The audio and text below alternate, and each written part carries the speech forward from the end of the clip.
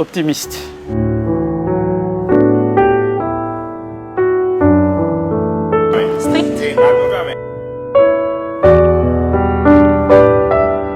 C'est un bon type. Je suis Alain Jeton, je suis directeur du Centre international d'accueil de marins, officier supérieur de bien-être des gens de mer, aumônier, et puis je suis marié et père de 2 enfants. Bonjour. Allez, bonjour, soyez bienvenus. Ça va? Allez, soyez bienvenus.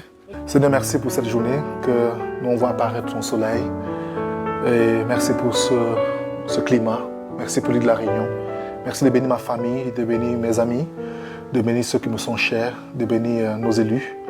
Et bénis aussi, Seigneur, cette journée, qu'elle soit agréable, que ta protection soit dans ma vie. C'est un beau t-shirt, ça? Oui, je portais ça parce que bientôt c'est la Coupe du Monde et nous on est qualifiés pour assister à la Coupe du Monde. Hein. Ouais, tous les matins, visite le jardin, voir si tout est bon et puis préparer un peu les cacahuètes. Comme je n'ai pas le temps souvent de prendre un petit déjeuner. Et ça donne bien, hein. C'est bio, hein. Sans engrais et sans produits chimiques.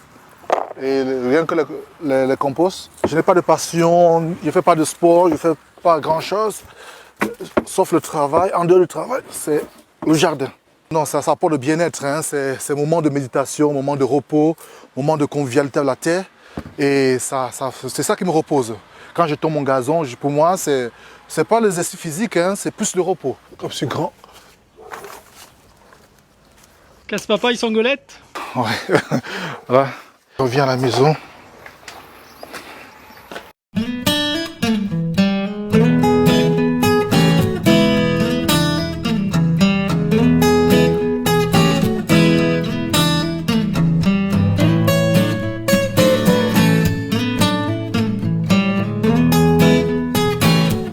Et voilà. Ouais, je voyageais avec, j'ai mis dans l'avion j'avais peur seulement d'oublier l'avion, hein. J'ai fait tout le voyage avec jusqu'à la Réunion. J'avais peur d'oublier chaque avion parce que comme j'ai tapé 49 heures de vol. Donc parce que j'étais à San Diego, j'étais à Salt Lake City, j'étais à 115 pays déjà de mission. Une mission humanitaire, sans compter les pays que je suis parti plusieurs fois, les pays d'Europe que je ne compte pas, donc c'est par rapport à ce que j'ai eu comme visa. Ça fait une sacrée ouverture. Voilà, et ça c'est, là tu vas voir un truc très intéressant. Quand j'anime souvent à l'église, ça c'est le Vuvuzela. J'aime vraiment ce qui me marque, hein, comme Vuvuzela, ce symbole de l'Afrique, ce symbole de la joie, de la fête, de l'animation. Donc c'est de la victoire, parce que Vuvuzela c'est le symbole de la victoire. Maintenant, et là c'est de voir les bateaux au port. Donc actuellement il y a 1, 2, 3, 4, 5 bateaux, 2 cargos et 3 porte-conteneurs. Et là je me dis qu'aujourd'hui, le travail sera intense. On aura énormément de marins au centre.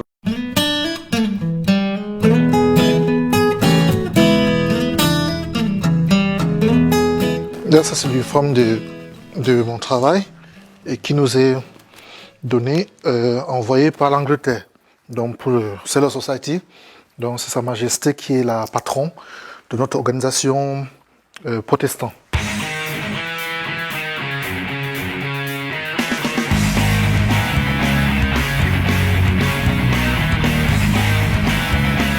En tant que pasteur pour moi, je ne dois pas donner l'image de quelqu'un qui fait pitié. Il faut donner l'image des gens enviés, de pouvoir avoir soif de ce Dieu que tu sers. Parce que nous n'avons pas un Dieu uniquement de pauvreté, nous avons un Dieu aussi de richesse. C'est écrit, la Bible le dit clairement. Donc parce qu'on a tendance de croire que le pasteur doit être le plus malheureux. Non, ce n'est pas ça. Ce n'est pas ce que la Bible nous enseigne. Pas de problème de quelque part. Tu peux filmer.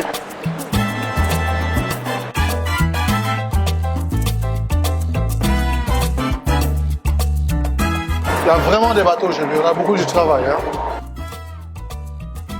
Aujourd'hui, tout est codé. Avant, il n'y avait pas ça, à cause de la piraterie. Okay. Ah.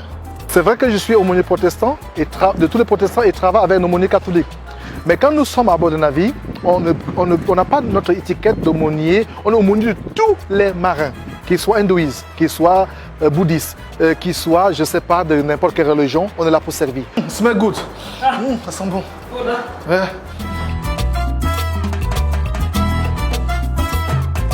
On continue à monter jusqu'au commandant. vraiment très ouverts, veulent commander, nous reçoivent la télévision. C'était d'autres devaient être fermés. Non, non, ils savent, à partir du moment qu'ils savent notre travail, ils savent la valeur que nous avons.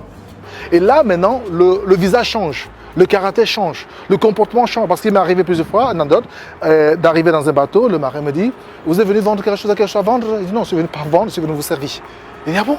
Il dit « Je fais partie, je suis sur le foyer des marins. » Il dit « Ah bon, est-ce que c'est loin d'ici? Comment on peut faire ?» Je dis « Là, on entre en contact et en confiance. » Oman is which country? Oman. Oman. I come here, Port Mauritius. Yeah, after go back where? Going to Madagascar? Madagascar. Tamatava? Yes, Tamatave. After? Then going to Durban. Durban? Port Elizabeth. Yeah. Going to Mauritius again. Yeah. Go back to Dubai. Dubaï, ok. Quand le marin est au milieu de la mer, qu'est-ce qu'il voit? Le ciel et la mer. Et là, il voit la terre, il voit les hommes. Les hommes différents de ce qu'ils ont l'habitude de voir dans les bateaux. Ça casse un peu la monotonie. Et c'est quelque chose d'important.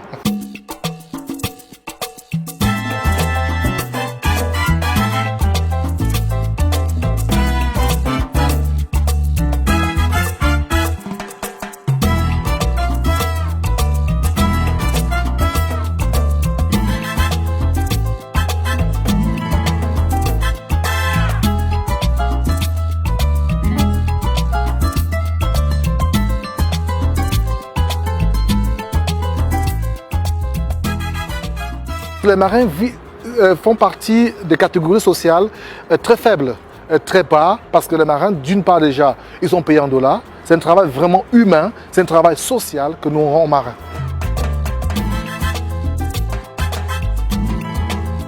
Name, ship, nationality and the signature, please. On peut vérifier et voir le nombre de marins qu'on a accueillis durant le truc. Voilà, Isabelle, c'est un emploi d'avenir. Très jeune, ça veut dire que quand on dit emploi de jeunesse, ça veut dire jeune. Hein? Et puis Jean-Marie vient juste d'arriver. Voilà Jean-Marie. Et puis il est l'employé polyvalent. Ah, Myanmar.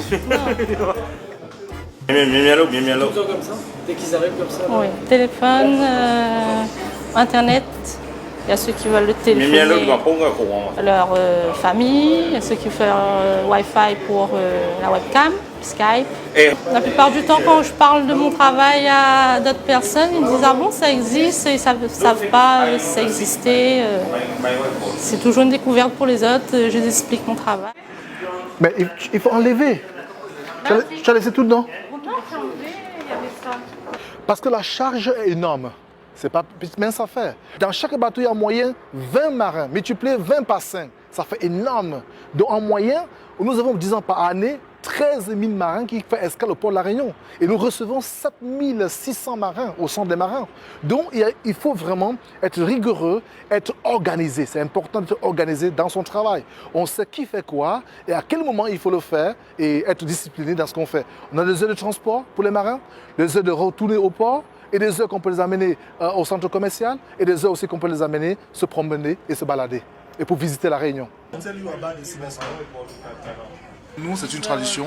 Lorsqu'on arrive dans un port, on a le centre, on cherche le foyer des marins et puis lorsqu'on trouve le foyer, c'est un lieu où nous avons un grand service auquel on peut être en contact avec nos familles. Dans le centre des marins, nous avons une place de prière pour les marins, de recueillement où les marins peuvent venir. Il y a aussi une place que les marins peuvent se confier à nous. Parce que les marins, ils n'ont pas seulement les difficultés, ils ont aussi des difficultés d'ordre psychique, d'ordre psychologique, des difficultés entre les personnels du bateau. Cabine téléphonique sur place pour certains pays. Et home cinéma, juste le karaoké pour les marins. Ici, ça c'est les chambres. Pourquoi nous sommes obligés de mettre privé? Parce qu'un marin, surtout les Asiatiques, tout ce qui t'appartient appartient. On est obligé d'empêcher qu'il passe, sinon il va aller visiter partout. Donc, nous avons des vélos pour le transport. Là, ce sont des chambres d'hébergement. Depuis un temps, on n'a pas beaucoup de marins de passage ici. C'est le conseil général et la mairie du port, on met à la disposition pour quand le 115 est plein. Et cette chambre aussi, et cette pièce, on peut l'utiliser comme chambre. Lorsqu'il y a eu des marins naufragés, qu'est-ce qui s'est passé? On était plein. On a des lits picots.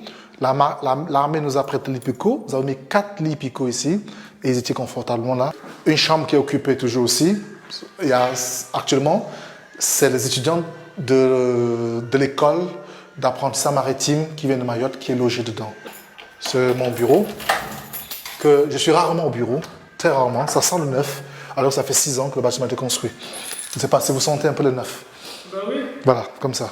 C'est un beau bureau avec les honneurs militaires. Pour que je n'oublie pas, notre centre a été élu en 2011 comme le meilleur centre pour le bien-être des gens de mer. Alors, tu m'as dit partons de papaye. À la maison, on a planté papaye, j'ai planté, et ici j'ai planté papaye. Fatalement optimiste. Il fonce, il a un projet en tête et il va le réussir à tout prix. Qu'est-ce que vous avez envie de dire aux Réunionnais sur ces gens-là qui se baladent dans le port et...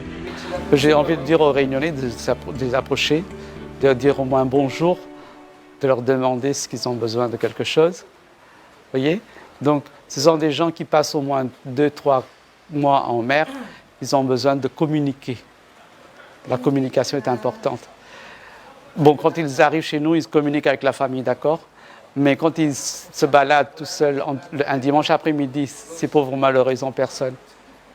Parfois, les gens sont indifférents devant ces visages inconnus. See you. Thank you very much. See you. Merci beaucoup, bye bye. Bye bye. Les marins sont indispensables aux Réunionnais. Parce que tout ce qui vient à La Réunion, plus de 95% de ce que nous consommons vient par voie maritime. Et parfois, on a la fête de la mer, mais on n'a pas la fête des gens de mer. Heureusement que depuis 2010, l'ONU, l'Organisation internationale maritime, a mis en place une journée pour rendre hommage aux 1 500 000 marins qui naviguent à travers le monde. Pour dire, et moi je dirais aux Réunionnais, quand vous mettez le riz dans la marmite, pensez d'où vient ce riz. Accueillir les marins, ce n'est pas un luxe, c'est une nécessité. C'est même une obligation.